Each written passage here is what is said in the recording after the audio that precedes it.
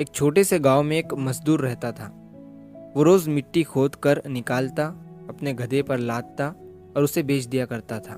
खोदते खोदते उसे उस मिट्टी में से एक कीमती हीरा मिलता है, तो उसने उस हीरे को अपने गधे के गले में बांध दिया। एक दिन जब वो गांव से अपने गधे को लेकर जा रहा था, तो एक सेठ जी थे जो उसी गांव में एक छोटी सी किराने की दुकान चलाते थे। तो उन्होंने जब उस गधे के गले में उस हीरे को देखा, तो उस मजदूर से पूछा कि ये तुम्हारे गधे के गले में क्या है, बड़ा चमक रहा है।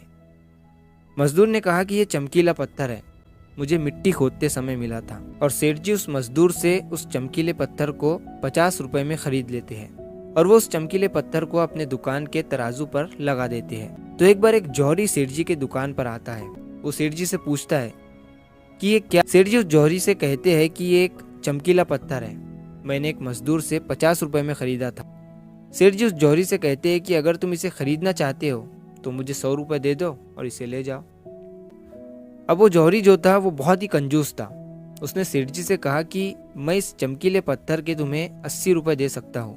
सेठ जी अपने 100 रुपए पर ही अड़े रहे और वो जौहरी ये सोच कर वहां से चला गया कि आज सेठ जी नहीं मान रहे हैं, कल आऊंगा और सेठ जी को 90 रुपए देकर वो हीरा लेकर चला जाऊंगा। उसी दिन शाम के वक्त एक दूसरा जौहरी है, वो जौहरी सेठ जी की दुकान पर कुछ लेने के लिए जाता है और जब वो उस हीरे को तराजू पर लटका हुआ देखता है तो सेठ जी से उसे खरीदने के बारे में पूछता है। सेठ जी भी उसे वही कहते हैं कि 50 में लिया था, आपको 100 रुपए में दे दूंगा।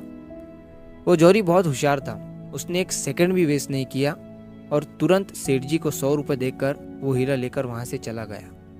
अब जब दूसरे दिन पहला जौहरी सेठ जी की दुकान पर आया और जब उसकी नज़र तराजू पर पड़ी तो उसे वो हीरा वहां नहीं दिखा। उसने सेठ जी से पूछा कि वो चमकीला पत्थर कहाँ गया। सेठ जी ने कहा कि वो कल तुम्हारे जाने के बाद एक दूसरे साहब आए, उन्हें वो पसंद आ गया और उन्होंने 100 रुपए देकर मुझसे वो खरीद लिया। अब ये सुनने के बाद उस जौहरी को बहुत पछतावा हुआ और उससे गुस्सा भी आया। तो उसने गुस्से में सेठ जी से कहा कि तुम कितने बड़े बेवकूफ़ हो, वो कोई चमकीला पत्थर नहीं था बल्कि वो बेशकीमती हीरा था और तुमने उसे 100 रुपए में ही दे दिया।